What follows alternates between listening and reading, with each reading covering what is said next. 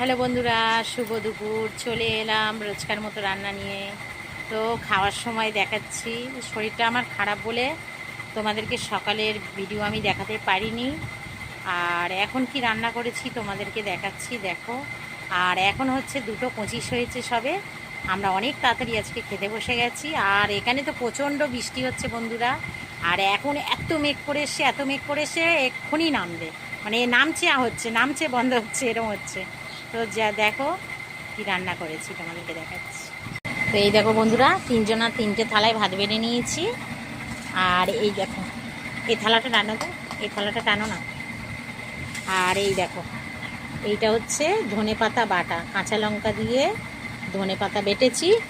আর এই যে নুন নিয়ে নিয়েছি, তার মধ্যে এই যে এই দেখো লেবুর রস নিগড়ে নেবো। এই দেখো ধনেপাতার মধ্যে লেবুর রসটা নিগড়ে নিলাম। এবারে এটা দিয়ে জমিয়ে খাওয়া হবে বন্ধুরা। একদম লঙ্কা, কাঁচা লঙ্কা দিয়েছি, ধনেপাতা আর একদম লেবু দিয়ে নুন দিয়ে, ও দারুণ। এরম এই দিয়ে ভাত খাওয়া হয়ে যাবে জানো বন্ধুরা। ও আর এই দেখো মাছের ডিম দিয়ে ঢেঁড়স দিয়ে ঝাল করেছি। আর এইটা হচ্ছে কাঁচকলা আলু সিদ্ধ করে এটা কোপ্তা মতো করেছি। এটা হচ্ছে ছেলের জন্য ডিম ঝুরি করে দিয়েছি, ছেলে খাবে।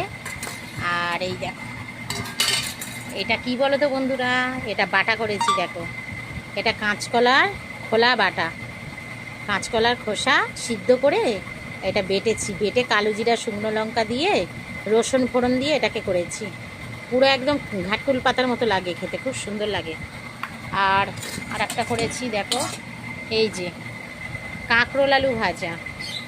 তো আজকের আমাদের মেনু এই।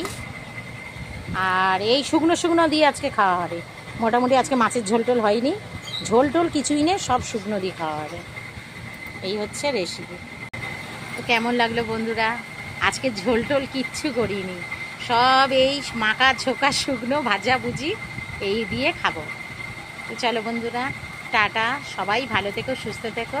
হর হর মহাদেব। টাটা।